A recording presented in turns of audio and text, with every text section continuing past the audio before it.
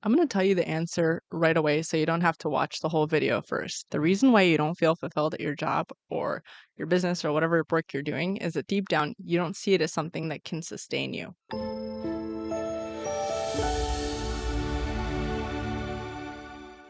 This is a really important thing to be aware of because a lot of people, including myself, will say, don't choose an income doing things you love, choose an income doing things that are practical and will make you money.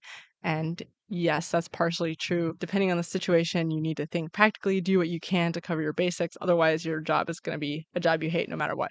But your next biggest need after short-term food and shelter, basic survival, is a feeling of long-term stability and security.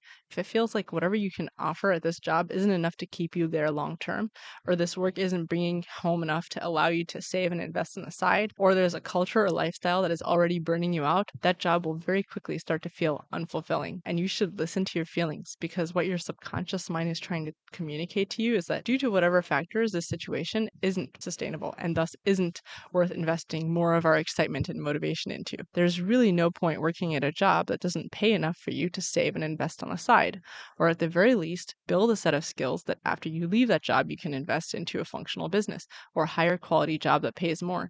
If you're working paycheck to paycheck, unless you're gaining valuable long-term skills and connections, you need to quit yesterday. Every day at a job is a day cut short from the most valuable years of your life you could be building. A lot of people will be watching this and saying, yeah, my job should pay me more so I can save and invest. And on the other hand, while it might be true that you're being underpaid for your valuable work, and perhaps you should negotiate a higher pay and that will fix everything, chances are more likely that two things are happening. One, you're in a market where your particular skills plenty. There are plenty of people willing to do the same work for a low pay and plenty of people perfectly happy with living paycheck to paycheck. And if that's the case, you got to move, bro. This is likely 99% of Americans, and they're just okay with living paycheck to paycheck. It's a normal part of the culture, and we'll talk about this in a different video. Another possibility is that you're blowing your money on frivolous expenses like a fancy apartment, eating and drinking out, driving a nice car, wearing nice clothes.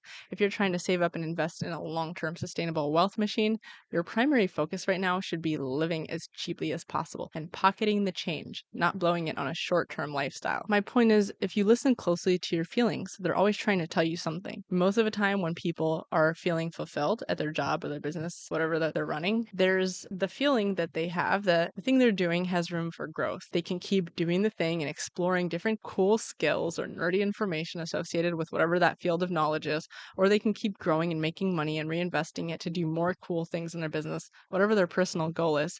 And it feels like every day of doing that work brings them closer to their new goals and dreams in life. If you don't share that kind of feeling, if it feels like every day is the same, everything is boring and dumb, everything you do is useless, not that cool, then maybe it's time for a change. I've personally experienced this feeling on and off many times in the jobs I've had back in the States. I'd move frequently from one job to another, one industry to another, one city to another, and I rarely ever felt fulfilled. And I talked to my family about it, therapists, acquaintances, and the reaction usually from people was that maybe I'm a flighty person, maybe I have ADHD or depression, maybe I need a break or a vacation. But what I realized over time was maybe I don't feel fulfilled because this isn't sustainable.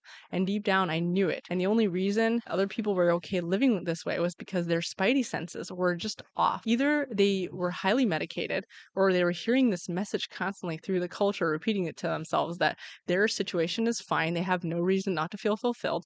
Everything is fine, but it wasn't fine. We were all living a very unsustainable life. And looking back, a lot of those people are either suffering from addiction, severe illness, straight up mental illness, and they're still to this day telling themselves, everything is okay. I have no reason not to feel fulfilled. My situation is totally normal.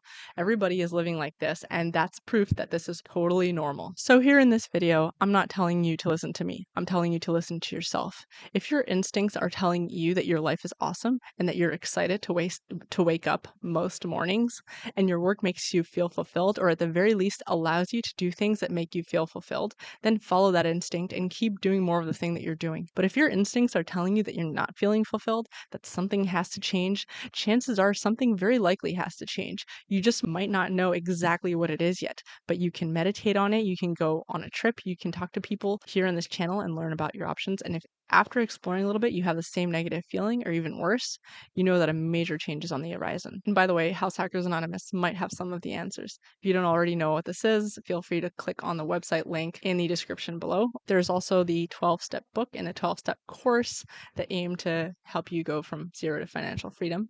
And if you're struggling, you're lost in any way, it can be a great resource and one that I would definitely give to my younger self if I could. Hope this is helpful and see you guys in the next video.